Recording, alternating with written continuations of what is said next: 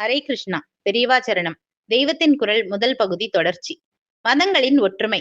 எல்லா சமயங்களும் கடவுளை வழிபட ஏற்பட்டனவே ஆகும். எல்லா சமயங்களும் கடவுள் ஒருவர் என்றே சொல்கின்றன.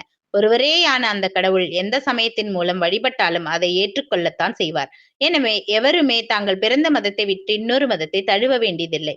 கோயில், சர்ச், மசூதி, விகாரம் முதலிய கட்டடங்கள் ஒன்றுக்கொன்று வித்தியாசப்படலாம். உள்ளே இருக்கிற மூர்த்தி அல்லது சின்னம் மாறுபடலாம். ஒவ்வொன்றிலும் சடங்குகளும் வேறு வேறாக இருக்கலாம். ஆனால் அனுகிரகம் செய்கிற பரமாத்மா மாறவில்லை. ஒவ்வொரு தேச ஆச்சாரத்தையும் ஒவ்வொரு ஜனக்கூட்டத்தின் மனப்பான்மையையும் பொறுத்து பல்வேறு சமயங்கள் ஏற்பட்டிருக்கின்றன. இவையெல்லாம் ஒரே பரமாத்மாவை அவரவர் மனோபாவப்படி பக்தி செய்து அவரோடு சேர்வதற்கு வழி செய்பவையே. எனவே எவரும் தங்கள் மதத்தை விட்டுவிட்டு இன்னொன்றுக்கு மாற வேண்டியதில்லை. எப்படி மதம் மாறுகிறவர்கள் தாங்கள் பிறந்த மதத்தை குறைவுபடுத்துவது மட்டுமின்றி தாங்கள் சேருகிற மதத்தையும் குறைவுபடுத்துகிறார்கள், கடவுளையும் குறைவுபடுத்துகிறார்கள். தங்களது பிறந்த மதத்தில் குறை தோன்றியதால் தான் ஒருவர் அதை விடுகிறார். ஆனால் புதிதாக சேருகிற மதத்தையும் அவர் குறைவுபடுத்துகிறார் என்று ஏன் சுவாமிகள் சொல்கிறார் என்று உங்களுக்கு தோன்றலாம். சொல்கிறேன். கடவுள் எல்லா மதத்துக்கும் பொதுவானவர் என்ற எண்ணம் இல்லாமல் அவரை குறுக்குவதால் தானே ஒரு மதத்தை விட்டு இன்னொன்றில் சேர்கிறார்கள். தங்கள் மதத்து கடவுள் பிரயோஜனம் இல்லாதவர் என்று நினைத்து இன்னொரு மதத்துக்கு தாவுகிறார்கள். மாறுகிற புதுமத கடவுளாவது எல்லோரையும் தழுவுவதாக நினைக்கிறார்களா? இல்லை. இப்படி நினைத்தால் மாறவே வேண்டாம். இவர்கள் தாங்கள் பிறந்த மதத்திலேயே இருந்து வழிபட்டாலும் இப்போது இவர்கள் மாறுகிற மதத்தின் கடவுள் இவர்களுக்கு அனுகிரகம் செய்வார் என்ற நம்பிக்கை இவர்களுக்கு இல்லாததால் தானே மதமாற்றத்துக்கு அவசியம் ஏற்பட்டது. அதாவது தாங்கள் மாறுகிற புது மதத்துக்கும் அதன் கடவுளுக்கும் கூட இவர்கள் குறுகலான எல்லை கட்டி விடுகின்றனர். ஒரு மதத்திடம் கௌரவ புத்தி இருப்பதாக நினைத்து அதற்கு மாறுகிற போதே அதை வாஸ்தவத்தில் அகௌரவப்படுத்தி விடுகிறார்கள். மற்ற மதங்களும் ஹிந்து மதத்துக்கும் உள்ள ஒரு பெரிய வித்தியாசம், நம்முடைய ஹிந்து மதம் ஒன்றுதான், இது ஒன்றே மோட்ச மார்க்கம் என்று சொல்லாமல் இருக்கிறது. நம்முடைய வைதீக மதம்தான் பிறரை தன் மதத்துக்கு மாற்றுவது என்பதே கிடையாது. ஏனென்றால் ஒரே பரமாத்மாவை அடைவதற்கான பல மார்க்கங்களே பல மதங்களும் என்று நம் முன்னோர்கள் நமக்கு உணர்த்தி இருக்கின்றனர். இந்துவாக பிறந்த ஒவ்வொருவனும் இந்த விசால மனப்பான்மையை குறித்து பெருமைப்பட வேண்டும். வேதம் ஒரே சத்தியத்தை தான் ஞானிகள் பல பெயர்களில் சொல்கிறார்கள் என்கிறது. கீதையில் பகவான் எவன் எந்த விதத்தில் எந்த ரூபத்தில் வழிபட்டாலும் அவனுடைய ஸ்ரத்தையை நானே விருத்தியாக்கி அவனை அதே வழிபாட்டில் நிலைப்படுத்துகிறேன் என்கிறார். ஆழ்வார் அவரவர் தம தரிவரி வகை வகை அவரவர் இறையவர் என்கிறார்.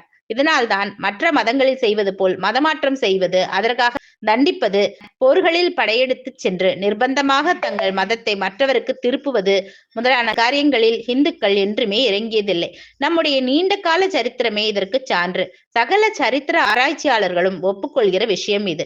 தூர கிழக்கு முதலான தேசங்களில் ஸ்ரீ விஜய சாம்ராஜ்யம் முதலிய ஹிந்து ராஜ்யங்கள் ஏற்பட்ட போது கூட நிர்பந்த மதமாற்றமே இல்லை என்று நம் கலாச்சாரத்தை பார்த்து சந்தோஷப்பட்ட அந்நியர்களே நம் மதத்தை தாங்களாக ஏற்றுக்கொண்டார்கள் என்றும் சரித்திரக்காரர்கள் சொல்கிறார்கள். அநேக விஷயங்களில் வியாபாரம் மூலமே நம் மத அம்சங்கள் பிற தேசங்களில் புகுந்தது என்றும் வாழ் மூலம் அல்ல என்றும் சொல்கிறார்கள். என் அபிப்பிராயப்படி ரொம்பவும் ஆதிக்காலத்தில் லோகம் முழுவதிலும் வேத மதம்தான் இருந்தது. பிற்பாடு ஆங்காங்கே வெவ்வேறு மதங்கள் உண்டானாலும் நம் மதத்தின் அம்சம் குறைந்தபட்சம் இடிபாடுகளாக பழைய ஞாபக சின்னங்களாகவாவது அங்கெல்லாம் இன்னும் காணப்படுகின்றன. இப்படி நான் சொல்வதை ஒப்புக்கொள்ளாத ஆராய்ச்சியாளர்களும் நம் பரத நாகரிகத்தை மற்ற நாடுகளில் தாங்களாகவே விரும்பி ஏற்றுக்கொண்டார்களே அன்றி பலவந்தத்தின் மீதல்ல என்று ஒப்புக்கொள்கிறார்கள். ஒருவனை புது மதத்துக்கு மாற்றுவது என்றால் அதற்கென ஒரு சடங்கு இருக்க வேண்டும். இப்போது கன்வெர்ட் செய்கிற மதங்களில் எல்லாம் அப்படி ஒன்று ஞானஸ்தானம் என்கிற மாதிரி ஏதாவது ஒன்று இருக்கிறது. மற்ற எந்த மதத்தையும் விட மிக அதிகமான சடங்குகளை சொல்கிற இந்து சாஸ்திரங்களை பார்த்தால் இப்படி நம் மதத்துக்கு மற்ற மதஸ்தன் ஒருவனை மாற்ற ஒரு சடங்கும் இருக்க காணும். இதுவே நாம் மதமாற்றத்தை விரும்புகிறவர்கள் அல்ல என்பதற்கு அத்தாட்சி. ரயில் அடியில் பிரயாணிகள் வந்திறங்கியதும் ஜட்காக்காரன், ரிக்ஷாக்காரன், டாக்ஸிக்காரன் என்று பல பேர் வந்து சூழ்ந்து கொள்கிறார்கள். எவனுடைய வண்டியில் ஏறிக்கொண்டாலும் போக வேண்டிய இடத்துக்கு போய் சேரலாம். வண்டிக்காரர்கள் கிராக்கி பிடிப்பதற்காக போட்டி போடுவதை தவறு என்று சொல்வதற்கில்லை. அது அவர்கள் பிழைப்பு. ஆனால் கடவுள் என்கிற ஒரே லட்சியத்துக்கு அழைத்து செல்வதற்காக வெவ்வேறு மதஸ்தர்கள் போட்டி போட்டுக்கொண்டு மதமாற்றத்தில் முனைவது அர்த்தமற்ற காரியம். நதியின் மேல் பாலம் போட்டிருக்கிறது. அதில் பல வளைவுகள் இருக்கின்றன. எல்லா வளைவுகளும் ஒரே அளவாக கட்டப்பட்டவைதான். ஆனால் ஒவ்வொரு வளைவுக்கும் கிட்டத்தில் இருப்பவனுக்கு அந்தந்த வளைவே பெரிதாகவும் மற்றவை சின்னதாகவும் இருக்கும். இப்படியே அந்தந்த மதஸ்தர்களுக்கும் தங்கள் மதமே பெரிதாக தெரிவதால் பிறரை அதற்கு அழைக்கிறார்கள். ஆனால் எல்லா வளைவுகளும் ஒரே அளவுதான். யாரும் தாங்கள் பிறந்த மதத்தை விட்டு விலக வேண்டியதில்லை. மதங்களிடையே கோட்பாடுகளிலும் அனுஷ்டானங்களிலும் சில வித்தியாசங்கள் இருப்பதில் தவறில்லை. எல்லா மதங்களையும் ஒரே போல் ஆக்க வேண்டிய அவசியமும் இல்லை. ஒரே மாதிரி ஆக்காமல் எல்லா மதஸ்தர்களும் மனத்தில் ஒற்றுமையோடு இருப்பதுதான் அவசியம். அதாவது யூனிஃபார்மிட்டி அவசியம் இல்லை, யூனிட்டி என்பதே அவசியம். மத போதகரின் யோகியதாம்சங்கள். இப்போது உலக நாடுகள் எல்லாவற்றிலும் உள்ள ஏராளமான தத்துவ ஆராய்ச்சியாளர்களும் ஆத்ம சாதகர்களும் அத்வைத்தத்தையே பரம தத்துவமாக அங்கீகரிக்கிறார்கள். என்னை அத்வைத மதகுரு என்று சொல்கிறீர்கள். ஆனபடியால் அத்வைத சம்பிரதாயத்தை சேர்ந்தவர்கள் இவ்வளவு பேர் இருப்பதற்கு காரணம் அதன் சித்தாந்தத்தில் உள்ள சிறப்புதான் என்று நான் சொல்வேன் என்று எதிர்பார்ப்பீர்கள். ஆனால் எனக்கு நானே யோசித்து பார்க்கிறேன். அத்வைத சித்தாந்தம் ஒன்றை மட்டும்தான் சகல ஜனங்களும் பின்பற்றுகிறார்களா? உலகில் எத்தனையோ சித்தாந்தங்களை, எத்தனையோ மதங்களை மக்கள் அனுசரிக்கிறார்கள். ஒரு தேசத்து மக்களே ஒரு மதத்தில் இருந்து இன்னொரு மதத்துக்கு மாறவும் செய்கிறார்கள். புத்தரின் காலத்தில் வைதிக மதஸ்தர்கள் பௌத்தத்தில் சேர்ந்தார்கள். பிற காலத்திலும் எத்தனையோ இந்துக்கள் கிறிஸ்தவ மதத்திலும் முகமதிய மதத்திலும் சேர்ந்திருக்கிறார்கள். ஜைனர்கள் வைஷ்ணவர்களாக மாறி புஷ்டி மார்க்கிகள் என்று பெயர் பெற்றிருக்கிறார்கள். ஸ்ரீ ராமானுஜர் காலத்தில் பலர் விசிஷ்டாத்வைதிகளானார்கள். ஸ்ரீ மத்வரின் காலத்தில் பலர் மத்வ சித்தாந்தங்களை ஏற்றுக்கொண்டார்கள். ஸ்ரீ ஆதிசங்கரின் காலத்தில் அவைதிக மதங்களான பௌத்தம், ஜைனம் முதலியவற்றிற்கு நலிவு ஏற்பட்டது. வைதிக மதத்தில் ஒரு பாகமாகிய கர்ம மார்க்கத்தை விட்டு கர்ம மார்க்கத்தை மட்டும் அனுசரித்து வந்தவர்கள் அவரது காலத்தில் பூரண வைதிகமான அத்வைத்தத்துக்கு திரும்பினார்கள். ஒரு காலத்தில் கொடிகட்டி பறந்த மதங்கள் பிற்பாடு ஏன் தவிடிபொடியாக வேண்டும்? இப்படியாக ஒரு சமயத்தை சித்தாந்தத்தை ஏற்கிற சகல ஜனங்களும் அதன் தத்துவங்களை ஆராய்ந்து பார்த்து அதனால்தான் அதில் சேருகிறார்களா? அறிவாளிகள் வேண்டுமானால் சித்தாந்தங்களை எடை போட்டு அதில் சேரலாம். ஆனால் ஒரு மதத்தில் உள்ள ஏராளமான பொது ஜனங்களை பற்றி இப்படி சொல்லலாமா? நான் அப்படி சொல்ல மாட்டேன். பொது ஜனங்கள் தத்துவத்துக்காகவே ஒரு மதத்தை இருக்கிறார்கள் என்றால் அவர்களிடம் உங்கள் மத சித்தாந்தங்களை சொல்லுங்கள் என்று கேட்கும்போது அவர்களுக்கு சொல்ல தெரிய வேண்டும். மற்ற சித்தாந்தங்களை விட இவை சிரேஷ்டமானவை என்பதற்கு அவர்களுக்கு காரணம் சொல்ல தெரிய வேண்டும். ஆனால் வாஸ்தவத்தில் எந்த மதத்திலும் இருக்கிற ஏராளமான பொதுஜனங்களுக்கு அந்தந்த மதத்தை பற்றிய கொள்கைகள் இப்படி விவாதிக்கிற அளவுக்கு நுணுக்கமாக தெரியாது. நம்முடைய ஹிந்து மதத்தில் உள்ளவர்களுக்கோ அடியோடு தெரியவே தெரியாது. எனவே எந்த மதமும் அதில் உள்ள தத்துவத்தினால் மட்டும் வளர்வதில்லை என்பதுதான் என் அபிப்பிராயம். சாமானிய ஜனங்களுக்கு தத்துவத்தை பற்றி கவலை இல்லை. நல்ல குணம், நல்ல பழக்கம் உள்ளவராக, கருணையும் சாந்தமும் உள்ளவராக ஒரு மகான் வந்தால் அவரை பார்த்த மாத்திரத்தில் ஜனங்களுக்கு நம்பிக்கை உண்டாகிறது. அவர் எந்த தத்துவத்தை சொன்னாலும் அது நல்லதாகத்தான் இருக்கும் என்ற திடமான நம்பிக்கையுடன் அவரது மதத்தில் ஜனங்கள் சேர்கிறார்கள். மாறாக ஒரு மத கோட்பாடுகள் எத்தனைதான் பரம தத்துவங்களை விளக்கினாலும் அந்த மத பிரதிநிதியாக இருக்கிறவர்களிடத்தில் ஒழுங்கு தப்பிவிட்டால் உடனே அந்த மதம் அழிய தொடங்கி விடுகிறது. ஒன்றுக்கொன்று நேர் விரோதமான தத்துவங்களை கொண்ட மதங்களுக்கு ஏன் மக்கள் கூட்டம் கூட்டமாக போகிறார்கள் என்றால் இதற்கு நேராக காரணம் சொல்ல தெரியவில்லை. ஆனால் இதுவே விசேஷமானது என்று ஜனங்கள் தலைக்கு மேலே தூக்கி வைத்து கூத்தாடி கொண்டிருந்த மதங்கள் எப்படி மங்கி அழிந்தன என்று பார்த்தால் அதற்கு காரணம் தெரிகிறது. அதிலிருந்தே இவை எப்படி ஜனங்களை முதலில் கவர்ந்தன என்பதற்கும் பதில் கிடைக்கிறது. அதாவது ஒரு மதம் எப்படி அழிகிறது என்று பார்த்தாலே அது எப்படி வாழ்கிறது, வளர்கிறது என்பதும் புரிகிறது. எந்த தேசத்திலும் எந்த ஒரு மதமும் எப்படி அழிந்தது என்று பார்த்தால் அந்த மதத்தை வளர்க்கிற ஸ்தாபனங்களிலும் அதன் முக்கியஸ்தர்களிடமும் ஒழுங்கீனம் உண்டான போதே இந்த அழிவு ஏற்பட்டிருக்கிறது. புத்தர் வந்தார். அவரது சரித்திரத்தை கேட்க கேட்க பால்வடிகிற அவரது விக்கிரகங்களை பார்க்க பார்க்க நமக்கே சாந்தமும் கருணையும் ஆனந்தமும் அவரிடம் ஒரு மரியாதையும் உண்டாகின்றன. அந்த காலத்து ஜனங்களுக்கும் இப்படித்தான் இருந்திருக்க வேண்டும். பிற்காலத்தில் பௌத்த விவகாரங்களில் எத்தனை ஒழுக்கக்கேடு ஏற்பட்டது என்பதை மகேந்திர பல்லவன் எழுதிய மந்தவிலாச பிரஹசனம் என்கிற ஹாஷ்ய நாடகத்திலிருந்து தெரிந்து கொள்கிறோம். இந்த காலத்தில் தான் புத்த மதம் மங்கி போக தொடங்கியது. அதாவது சமய பிரதிநிதிகள் தன்மையை பொறுத்தே சமய வளர்ச்சியும் நலிவும் ஏற்படுகின்றன. புத்தருக்கு பிறகு ஆதிசங்கரர் பரம உத்தமனான மனிதனா வந்தார் என்றால் ஜனங்கள் அவரிடம் திரும்புகிறார்கள். அப்புறம் ராமானுஜர், மத்வர் என்று இப்படி தங்கள் சொந்த வாழ்க்கையில் உயர்ந்தவர்களாக விளங்கியவர்கள் வந்தபோது அந்த தனி மனிதரிடம் ஜனங்களுக்கு உண்டான பிடிப்பு காரணமாக அவரது சித்தாந்தம் பரவியது. சமீபத்தில் சாந்தத்தோடும் தன்னலம் இல்லாத தியாகத்தோடும் ஒரு காந்தி வந்தார்.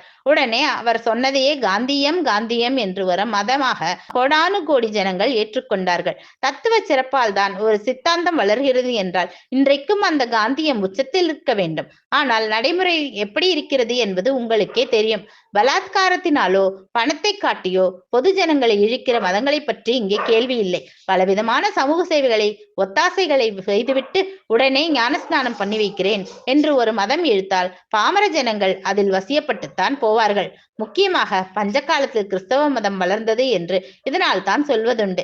இப்படியே அடிப்பிடி கட்டாயமாக இஸ்லாத்தை பரப்பிய போது தன்னிச்சை இல்லாமலும் கூட்டம் கூட்டமாக பலர் அதில் சேர்ந்ததாக சொல்வதுண்டு.